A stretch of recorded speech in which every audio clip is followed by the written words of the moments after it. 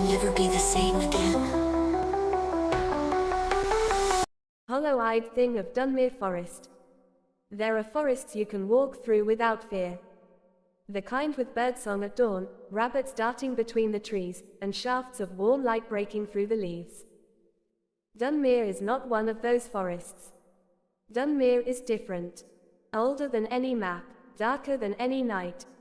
A place where people vanish without a sound, where compasses spin, and where the trees seem to lean closer as you pass, as if they're listening. Some say Dunmere is cursed. Some say it is alive. And others whisper that it belongs to a creature older than man. A thing with no eyes, no soul, and no reason to let you leave once it notices you. This is the story of the hollow-eyed thing of Dunmere Forest. Jodie Keane had grown up on the very edge of the forest. She knew its streams, its moss-covered ruins, the mushroom patches hidden under logs. But one crisp autumn morning, Jodie walked in, and never came back out. The search lasted 2 weeks. Volunteers combed every trail. Dogs were brought in, but refused to go more than a mile before whimpering and pulling back toward the village. Search drones lost signal. Walkie-talkies fell silent in the same spots, always near the swampy marsh at the forest's heart. The only trace of her found was a scarf, snagged on a twisted branch. It was soaked, not in rainwater, but something thicker. Black, foul-smelling liquid. No one ever saw Jodie again. And after she disappeared, the woods grew quieter, as though the birds themselves were holding their breath. 6 months later, a stranger arrived in the village. He introduced himself as Dr. Hale, a folklorist, a man of science, he said. But the questions he asked were not scientific at all. He didn't ask about Jodie. Not directly. Instead, he asked, "Have you ever seen glowing eyes between the trees? Have you ever heard your name whispered at night? Have you ever noticed someone vanish, then return, not quite the same?" The villagers muttered. They avoided him in the pub. Some crossed the street rather than meet his stare. Still, each night, Dr. Hale wandered further into Dunmere. Closer to the marsh. Closer to the heart of whatever it was he was looking for. And then, one morning, he too was gone. All that remained was his coat, hanging from a branch just inside the tree line. Still warm, still dripping wet. It was the children who saw it first. 2 boys, playing near the old stile where the path met the woods, spotted a figure standing utterly still in the fog. Tall, slender, wrapped in a long coat that looked horribly familiar. At first, they thought it was Dr. Hale. Until it turned. The face was wrong. The eyes weren't eyes at all. Just 2 hollows, endless pits that seemed to tunnel inward.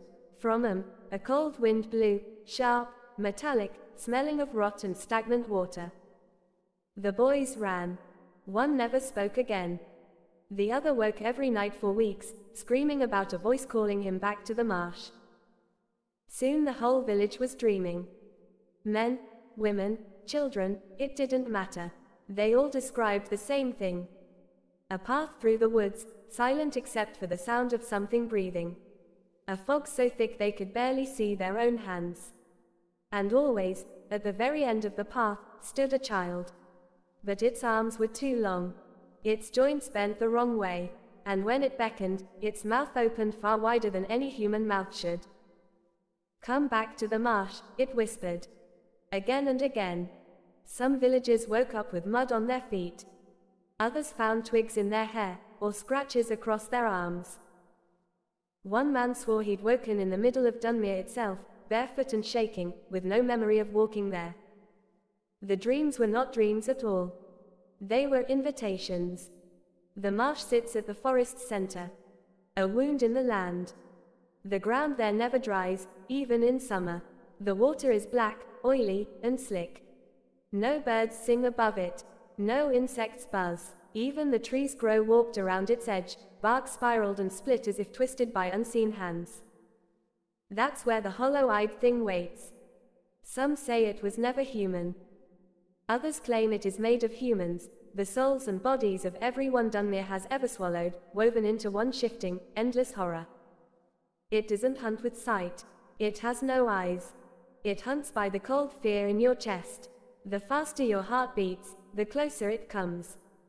And when it hums, a low, guttural lullaby no mother ever sang, you're already too late. Darren Blackwood was the only one to challenge it. A former ranger, a man who had already lost his sister to the woods. Armed with maps, cameras, and charms given by the oldest villagers, Darren walked into Dunmere at dawn. His footage was found days later, buried in the hollow of an old oak. Hours of eerie silence, empty trails, strange markings on trees, whispers just at the edge of hearing. But the final clip is something no one forgets. Darren stood by the marsh, voice trembling. "I've found it," he whispered. "It isn't one creature, it isn't one thing at all. It's the forest itself, a living wound, and it remembers us." Behind him, something rose from the water. A figure, tall, grinning, hollow-eyed. The camera shook, toppled. Darren screamed once, and then, silence.